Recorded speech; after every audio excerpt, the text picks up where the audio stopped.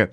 So France had an election. I found an interesting facet of the election is that obviously France has plenty of overseas colonies, places like Martinique, places like Guadeloupe, places like French Guiana, places like Saint Martin, and places like that. There are so many Réunion. There's so many overseas French territories, and in almost every single French overseas territory, Mélenchon was the top candidate in the first round.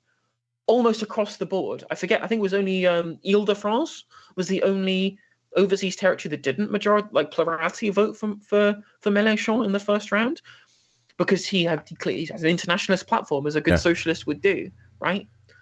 And then in the second round, you think of a lot of these places, Guadeloupe, Martinique, French Guiana, these are all places with majority, 95% black population.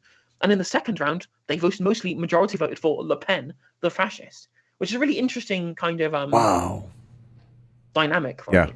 But the reason why, mainly these people, there's a lot of there's a big pro-independence movement in a lot of these kind of these colonies. That's what they are. They're colonies, right? They're ex-colonies, which are still tied to the French state. And you'd think that if you put a fascist in charge, you would then grow the support for further desires for independence by it's a kind of an accelerationist position. Whereas a lot of people who are pro-France would vote Macron, because he believes in an overall, French overseas bloc, I guess. In that, plenty of people who live in places like Guadeloupe, they believe in, maintaining that French culture, but with their own, French African heritage or whatever. But it's a complex topic. There's a really good TikTok by a creator called Joris Explains. That's JORIS_explains on TikTok. If everyone wants to go and check out his video on what the kind of political opinions towards the election were in Guadeloupe, where he's originally from. He now lives in London. Or I think he was born in London, but his parents are from Guadeloupe. I forget. Either way, he had a really good explanation on how the French colonies approached this election. But it's very, very clear that someone with an internationalist perspective was really good at being able to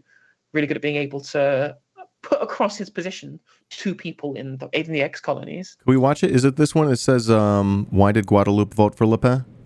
Yes, that's the one. Is it okay?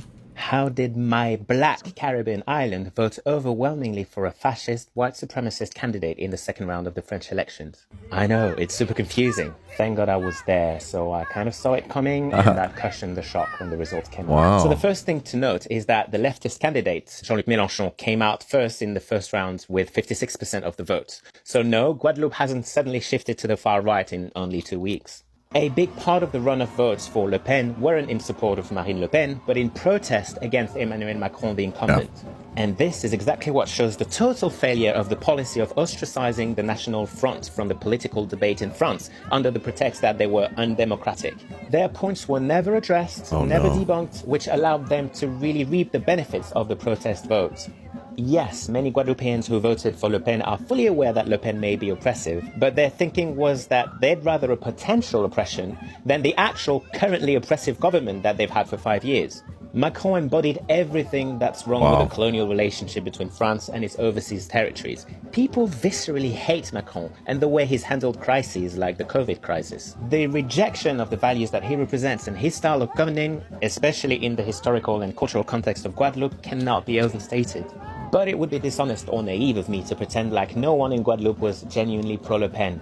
Some people are. And that's where it's important to understand the dilemma of the Guadeloupean identity. See, Guadeloupe is a nation, but not an independent country. So some Guadeloupeans are pro-independence. They don't believe in the promises of the French Republic. So they do anything to destabilize it. And their calculation was that electing Le Pen as president was the quickest way to get there. However, some people do believe in the liberty, equality, and fraternity that the French Republic promises. They want to be recognized as equals within French society, and their biggest qualms against France isn't that they're not independent, but rather that they're being treated as second-class citizens. So from their point of view, they don't want less of France, they want more of it. And some of those people saw in a Le Pen vote a chance for a greater integration of Guadeloupe into France. And Le Pen knew that. That's why she was constantly referring to the overseas... Oh, I clicked out of it. Well, darn. Okay, that was great, though. That was most of it, anyway. That was incredible. They got you there, yeah. I mean, the problem is that Macron is such a non-entity, and he's so much of a centrist. I don't think we'll see anything interesting moving forward. It'll just be business as usual. And unfortunately, what will happen is, as the national rallies, obviously, their vote percentage grew massively from 2017 to now. So all we'll see is all of the same problems of neoliberalism not get solved, and the liberals will continue to realise that their platform will lead to barbarism eventually, unless they adopt some kind of adopt some kind of like left wing positions, and then they'll continue to fail, and you may see the resurgence of the far right properly at the next French election. But we shall see. And it's interesting. Have you heard of the term called Pasokification before? Say that again. Pacification? What? Pasokification. Pasokification. Alpha Sierra Oscar Kilo-ification. I got it. We did it. Pasokification. The decline of the... Yes, please.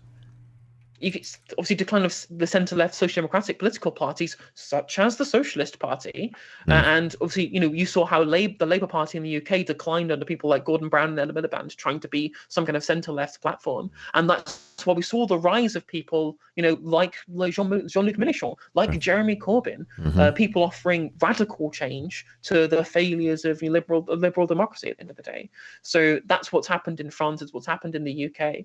It seems like only the kind of Nordic countries in Europe and Germany maybe as like the exceptions to the decline of social democracy in Europe, mostly because the neoliberals have never had enough of a platform within those countries to be able to dismantle the state as much as people like Sarkozy and Thatcher did. So, okay, so maybe we're saying that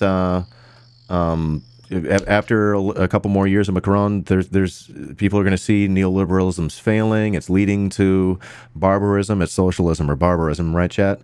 And then hopefully that opens up a little space on the left. Is that sort of the gist? I mean, I hope so. Yeah.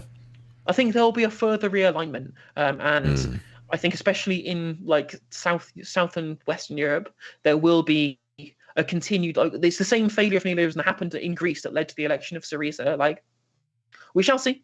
I mean, you never. Obviously, people like Macron, people like Starmer, these people all have the backing of venture capital. These have the backing of financial institutions that desire to continue the the neoliberalization of the economy. So they have the media and the press and money on their side. So they may win out, but we all understand what fascism is. It's capitalism in decay, and that's exactly what we're seeing, especially post COVID. And don't know how long it's going to last. I mean, hopefully, fingers crossed, that leads to a position where the left can gain power in a lot of these countries. But it's going to take a bit more realignment. It's a lot more realignment in the UK and a little bit more realignment in France. But we shall see.